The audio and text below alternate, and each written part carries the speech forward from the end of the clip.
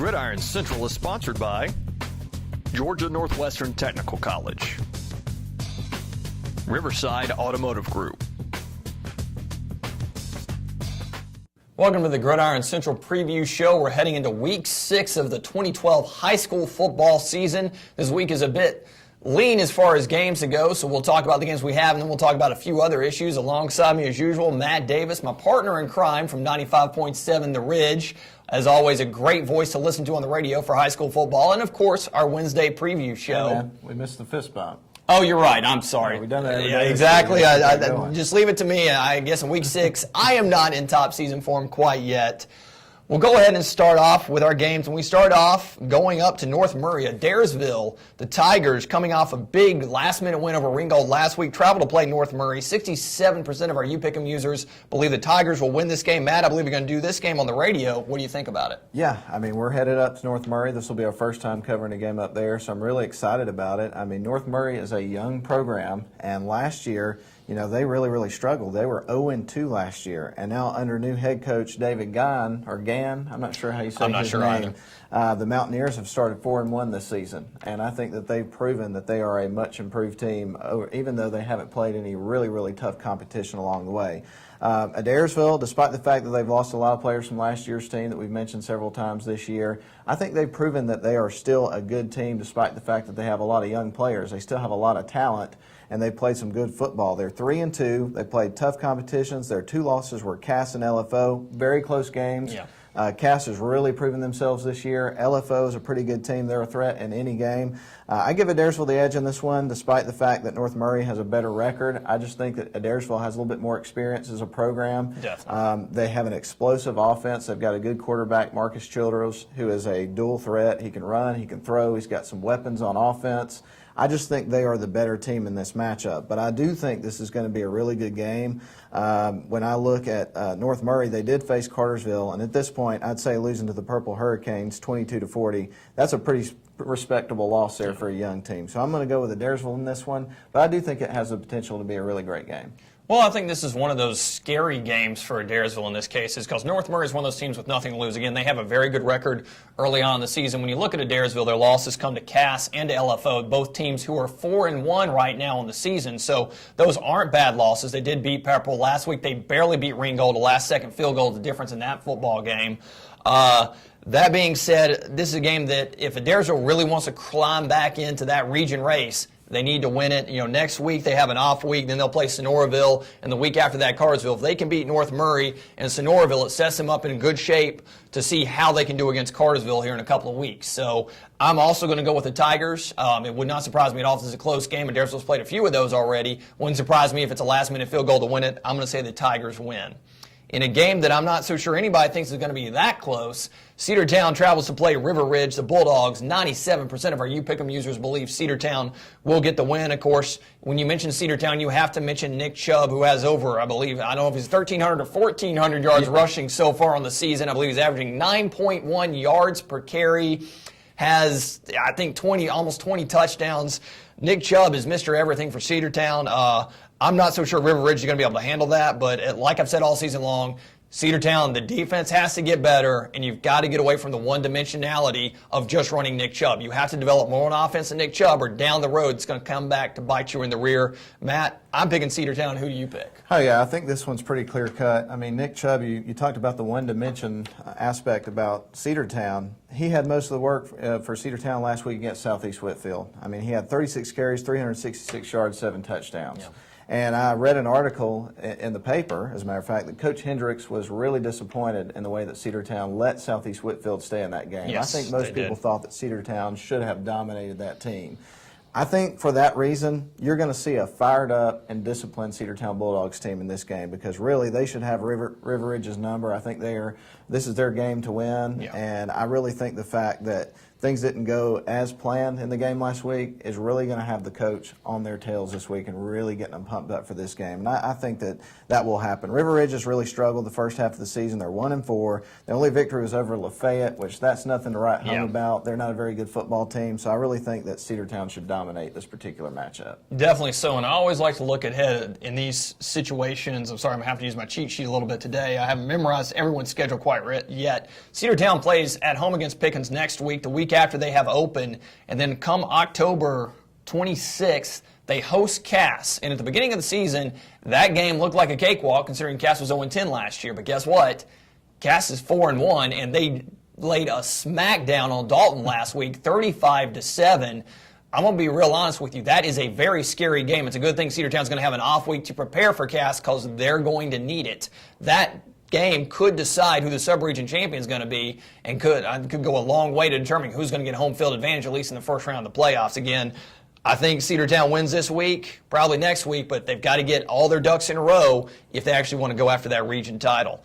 Moving on to what might be the surprise team of the season, other than Cass, of course. Cass not quite in our area, but this team definitely is. Coahulla Creek travels to Gordon Central. 100% of our UPick'em users believe the Warriors, 5-0 on the season, 2-0 in their region, will win yet again. Matt, any reason to think the Warriors won't win? No, man. I mean, you already mentioned 5-0. I think that you could consider Ringgold and LFO marquee wins for Gordon Central. They pitched a couple of shutouts. It looks like their defense has improved this year from the last couple of years.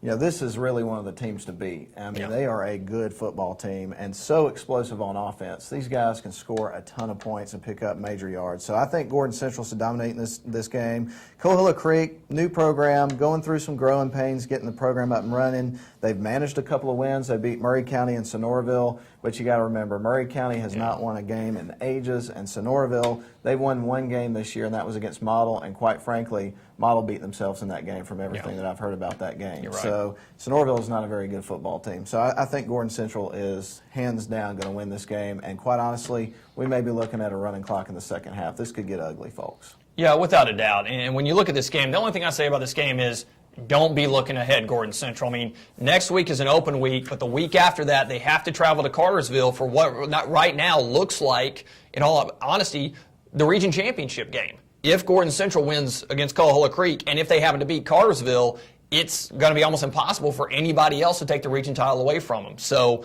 you know, Gordon Central, all the Gordon Central fans are upset right now because they're not ranked and they're not getting as much press as they think they should. A lot of that probably comes with the fact that the first 3 games they played this season were against teams that I think are still winless, unless I'm badly mistaken. And maybe not. They may have a couple wins there. But Gordon Central, you will be ranked if you take care of business. You know, Coahulla Creek, probably not good enough for the rankings, but in 2 or 3 weeks, beat Cartersville, I guarantee you'll be ranked. But the whole thing is, rankings don't mean anything except in single A. Power rankings in single A mean something, but rankings don't mean a darn thing anywhere else. Gordon Central rolls in this game, rolls right into that bye week, and gets a lot of time to prep for Cartersville. Speaking of Cartersville, the Purple Hurricanes host LFO on Friday night. 97% of our UPick'em users believe the Purple Hurricanes will hand to LFO their second loss of their season. Of course, LFO lost last week to Gordon Central in a matchup of undefeated teams. Matt, can LFO pull the upset against the Purple Hurricanes? Well, you know, I think the UPick'em users must have kept up with that Gordon Central LFO game from last week, because Gordon Central won that game 28-6, and I really thought that would be an extremely close game and maybe go down to the last possession of the game. It did not. I think that got people's attention. Cartersville is a pretty solid team. I think it's their game to win. LFO surprises you from time to time, though, and they are still, I think, a pretty good football team. Aside from Adairsville, who LFO beat, they haven't had a very tough schedule. Cartersville's beaten Darlington, Cass, and beyond that, they haven't had a really horrendous schedule either. So I don't know, man. This one may be a little bit more interesting than people give it credit for being, but at the end of the day, I think Cartersville is going to be a little bit better and will probably win by a touchdown. So I'm going to go with Cartersville, but I still think it'll be a pretty close game. Well, definitely in this game. I mean, my big thing here is LFO came into last week's game thinking region title and home field advantage in the playoffs. They come into this game a little bit wounded. They only scored 6 points last week against a Gordon Central team that historically has given up a lot on defense. Obviously, this year's Gordon Central team a lot better in that aspect. You know, I really think the LFO is a great story, but if LFO wants to have a home field game in the playoffs, this is a must-win game. It's at Cartersville. It's awfully tough to beat Cartersville in their own stadium. I'm going to say right now, I think LFO is going to pull out all the stops. I don't think they'll get it done, but I think this game is going to be extremely, I think it's going to be a lot closer than what we saw between LFO and Gordon Central last week. And, of course, if LFO sneaks up and wins this game, then all of a sudden we could have a very interesting situation, especially in 2 weeks. If Cartersville were to upset Gordon Central, we could have a three-way tie for first for the region title. Of course, I'm talking further ahead, and we got to wait for this Friday. I don't think that's going to happen. I say Cartersville wins, but it probably will be a close game. A game I'm not so sure will be close. Sonoraville has one win on the season. They travel to play Ringgold. 100% of our U-Pick'em users believe Ringgold will win this game. Ringgold's had kind of a tough sledding this year. But have had several close losses. Reminds me a little bit of Coosa a couple of years ago, where Coosa had all those close losses. Their record was very deceiving, as is Ringgold's. I think Ringgold is going to win this game. Sonoraville is a very young team. They're coming along, but I don't think they've come along enough to beat the Tigers in this one. What do you think, Matt? This is a lopsided matchup. Yeah. I mean, but don't be fooled. Both teams coming into the game losing records. But as you mentioned, close losses for Ringgold. And let's talk about those close losses. They lost by 2 points to Dalton, 1 point to Gordon Central, and 2 points to Adairsville. Yeah. Those are three really good teams. Yeah. And so I think in those games, Ringgold obviously proved that they can hang with the big boys. And let's face it, Sonoraville, they have had a tough year this year. They've won one game. That was to Model. It was a pretty sloppy game. Yeah. The mistake bug got Model in that one. And Sonoraville is, quite frankly, just not a very good football team at this point. So I think that this should be a dominant performance for Ringgold. Yeah, I agree with you. The Tigers, I think, are going to win this game. Tough year of sledding for the Phoenix, but they're a young team. They will get better. Look for things for them in the future. One more game before we go to commercial break. That is Paulding County coming to visit Rome. Another 100% game by our U-Pick'em users. 100% believe the Wolves will defend their home turf at Barron's Stadium. Matt, any reason to think otherwise? You know, Paulding has not had a very good year. The team that they barely beat has not won a single game this season. So they've only won one game, and it wasn't a decisive victory, and the team they played is not a very good team. So what does that tell you? I mean, they're just not playing some very good football. If Rome doesn't dominate this matchup, I'd hate to be at practice with them next week, because I imagine it would be pretty hard times for them, pretty intense. But Rome's, you know, they had one game so far this season that they scored less than 20 points. That was against a really, really good Allatoona team. I think they're averaging about 35 points on offense this year. Of course, a lot of reason for that big number is the fact that they were able to score 69 points in their matchup last weekend against New Manchester. Yeah. And so, you know, actually I think they could probably increase their average this week. They should score lots of points again and have no problem. It's going to be another fun night at home for Rome. You know, and here I say about Rome, and of course, you know, I think Rome fans probably get tired of me saying this, but Rome's got to develop a downfield passing game. Special teams play is great, but right now, I mean, they gave up 30-something points to New Manchester last week. Not good. I'm pretty sure Franco Perkins wasn't real happy about that. You know, Rome's going to beat Paulding County, take nothing away from them, but the problem with Rome right now is everybody thinks they're the third best team in that region. And after Paulding County, they have to go to North Paulding, who's sitting right there with only one loss, and then they have to play East Paulding, the de facto region favorite right now, other than, you know, East Paulding and Allatoona. Most people believe that game will determine the region champion.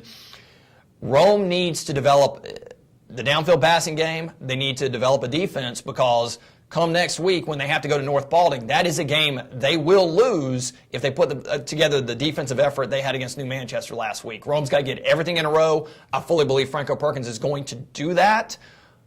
You need to go ahead and put Paulding County away. You don't need to let them score that much on defense against you, but Rome's going to win this game, as our U-Pick'em users believe. Again, I think Rome's a playoff team, but next week's game against North Paulding is going to go a long way in determining how they're going to, what seeding they're possibly going to get in the playoffs. After the commercial break, we have two more games to talk about, and then we're going to take a step back and talk about some surprises and some highlights we've seen so far from the 2012 season. Stick around.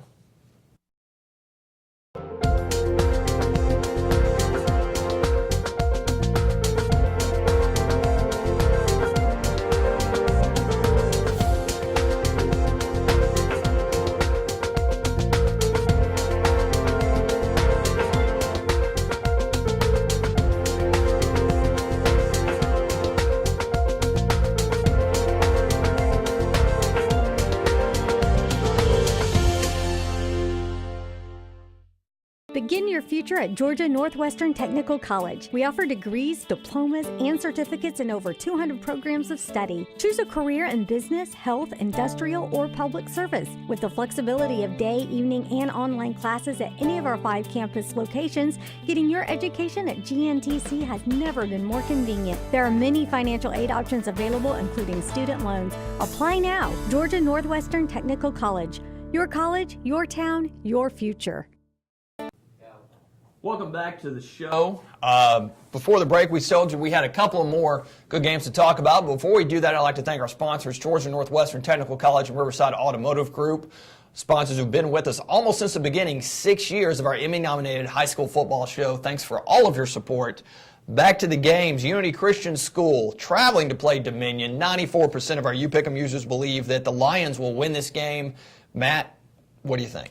Well, there are actually 2 things that initially get my attention in this matchup. Number one, Dominion is in the GISA, and they're also located in Cobb County, which is significant because you got to know they're going to be able to put more kids on their roster than Unity's going to be able to. And I don't care who you talk to, that is going to make a difference in this game. There's no doubt about it. Because when you get late into the games, even if Unity's able to hang with them through the first half, maybe even through the third quarter, once you get to those late minutes of the game, you can really watch a team that is going up against a team that has many more players on the team just get worn out. And I think that was really the case when I saw Unity play earlier in the season against Loganville Christian Academy. They really hung with that team, but when it got late, they started getting winded and things started to fall apart for them. So that is something that would concern me in this game. Also, Dominion dominated Covenant in their last game that they played 40-12. I know that Covenant is a team that Joe Curtis would really like to beat and also has concerns about playing later on. So that's got to get your attention in this particular matchup. So I talked to Joe Curtis earlier this week. He thinks they can hang with them. He thinks they've got a shot to beat them, but I definitely think he thinks it's going to be an uphill climb for him. So I'm not going to pick Unity in this game. I'm going to go with Dominion, and the only reason I'm going to do it is because I think it's going to become a numbers game towards the end. I think they just have too many kids on their roster, and that Unity's going to put up a really good fight, but at the end of the game, they're going to get a little winded, and you're going to start to see those numbers take effect on them.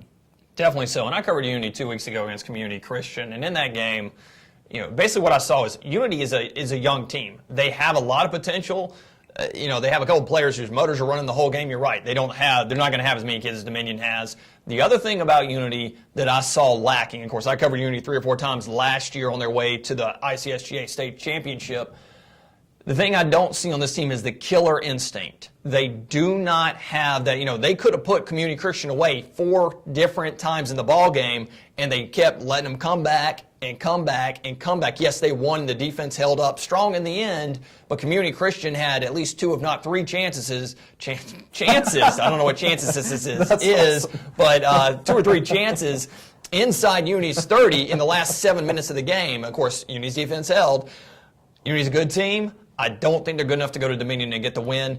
What I am waiting to see from Unity is for the lights to go on like last year's team. I believe before it's all said and done, Unity is going to rise up and get a win, possibly 2 key wins, maybe even be able to get a playoff win. And my only question is, when is it going to happen? Is it going to happen this week? Is it going to be next week? Is it going to be 2 weeks down the road? I don't know. But watch out. I think Unity loses this game, but I think it's going to be a learning experience, and it'll get ready. They have 2 region games left after that. Hopefully Unity can get wins in those. They won't win this one. One final game to talk about. It was our UPick'em tiebreak game this week. Dalton at Ridgeland. 77% of our UPick'em users picked the Panthers to beat the Catamounts. It's at Ridgeland. And, of course, most of our UPick'em users probably saw the score last week where Cass beat Dalton 35-7. I'm not, I don't know the history of that series, but the idea of Cass ever beating Dalton 35-7 is absolutely unheard of almost. So, in this one, I'm going to agree. I think Ridgeland is a far better football team than Dalton is. Well, I don't know, far better. They're a better team. They're going to win the game. They'll put them in great shape to get into the region play-in game for the region title. Matt, do you agree with me? I agree with you, man. I think Ridgeland is the more solid team in this matchup, but I wouldn't let the embarrassing loss that Dalton was handled last week by Cass fool you into believing this won't be somewhat of a good game, because I think that will actually have some motivational factor in this game. I think that Dalton's coach is definitely going to has been and will be throughout the rest of the week, really be on them. They're working extra hard. They don't want that to happen again. Now, Ridgeland, they've got some really, really marquee players on this team. They can get out there and play with anybody, but I think Dalton can do the same thing. You got to remember, they gave Calhoun all they could handle, and Calhoun is a really good team. So I think this is going to be more interesting than what we had last week. I expect a lot of interesting football to take place because I think Dalton knows going up against a team like Ridgeland that they're going to have to take some risk and take some chances. And if they are able to do that and some of those things are executed and pay off for them, you may actually see a surprise in this game, but I'm not going to predict that happens. I think Ridgeland is the more solid team, and they will end up picking up the win. Are you picking me to predict the final score of this? Ridgeland 28, Dalton 21. When I entered it myself, I predicted Ridgeland 35, Dalton 10. I do believe the Panthers are that much better than Dalton. I just really see they have a lot of talent, and Ridgeland comes to play, and they've had Dalton's numbers the past few years. I mean, I know last year they did lose to them. Ended up getting it back on the forfeit, if I remember correctly. That's it for the games this week. We're going to take a couple minutes here. We're going to talk about a couple of things. Matt, throw out a couple of surprise teams for you this season so far.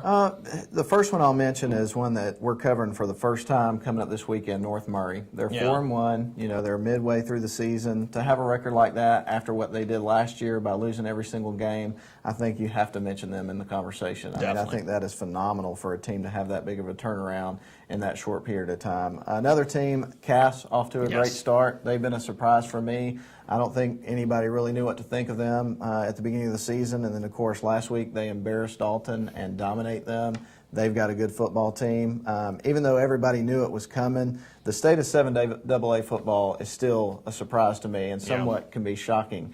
And so, watching the way that unfolds and how those teams match up, you still got Calhoun and Pepperell there at the top, and I maintain that is the way it's going to be throughout. Just the way that, you can't really figure out what else is going on there with the other teams.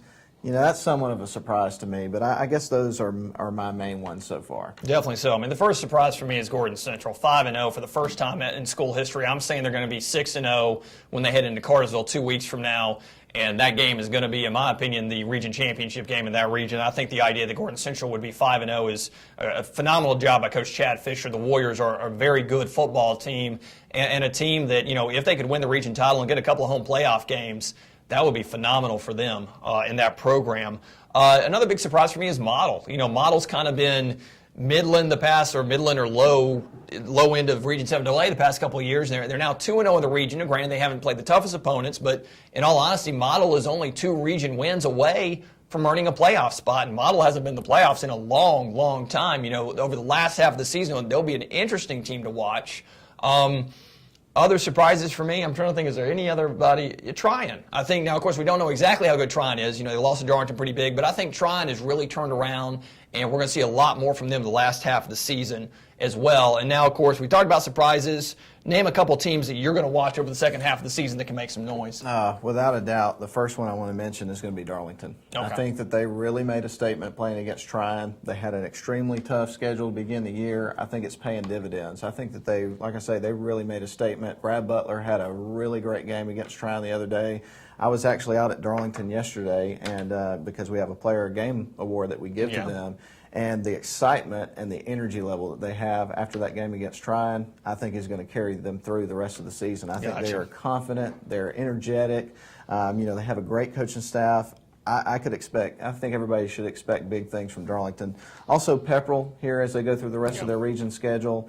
They had a tough road the first several games of the year. But as we mentioned earlier, when we were talking about the surprises and the way 7AA is, I think they are going to be, one of the teams to beat in 7AA. Calhoun, as always, they're always going to be one of those teams to watch. They're a lot of fun. Once our season ends and we're no longer having any teams that we can cover in the playoffs, I like to go up there in Calhoun and watch them play because they're so exciting, especially on offense. They have an offense that not too many high school teams are capable of pulling off with the amount of talent that they have. Like I say, when I look at 7AA, I think it's going to be interesting to watch the second half unfold for 7AA because honestly, the 3 and 4 spots, I don't know who they're going to go to. Yeah. I mean, I don't know how these teams are going to match up against each other. So it's going to be a lot of fun to watch. No, definitely so. A couple teams for me to watch. Obviously, Calhoun. I think they're going to make a run through the state playoffs. I still think that third round game right now, it looks like it would be Brooks County. Could be a game for the ages. I think that game may come down to who wins the coin toss as to who gets home field advantage, in all honesty, in my humble opinion. I think Ridgeland is a team that could make some serious noise in Class 4A. Trying to think of anybody else. Gordon Central again. I mentioned them already. I think they're a team in AAA that can make a lot of noise, and I agree with the Darlington pick there. I like Darlington.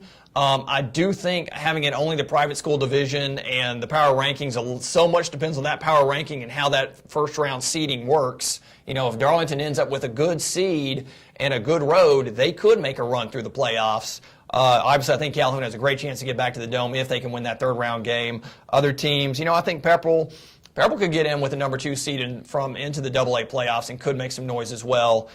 Very interesting year. Of course, Rome right now is sitting with that number 3 seed. Probably, they could get in. They almost won in the first round of the playoffs last year. Another team there. And, of course, Cedartown, if they can develop an offense and a defense around, other than what Nick Chubb can do, could make a lot of noise up in 4A also. Here's another biggest surprise of the season. I can't believe it's halfway over. I tell you what. It goes by so quickly. It does. I was sitting there thinking about that today, and I'm like, dude, we just started. It seems like the other day we were talking about how big that Calhoun-Dalton game or the Calhoun-Ridgeland game was going to be in the first week of the season, and you're right. It goes awfully quick. And, of course, we're heading into Week 6. A light slate this week, but you can find all the coverage of the games on PrepCentralOnline.com, live scoring updates, along with articles and slideshows and video coverage. And, of course, the Friday night scoreboard show live here after all the games are over. From Matt Davis, Kevin Myrick, and Austin Wiggins, I'm Jim Allred saying we'll see you on the sidelines on Friday.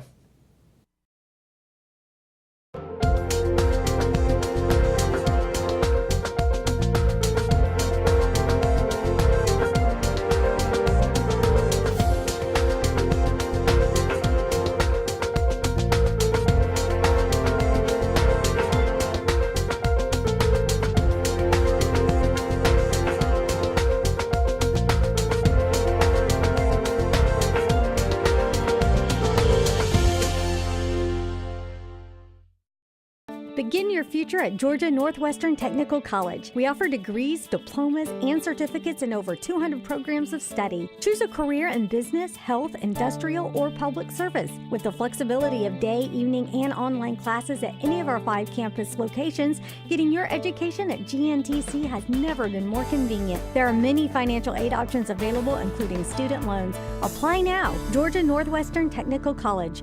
Your college, your town, your future.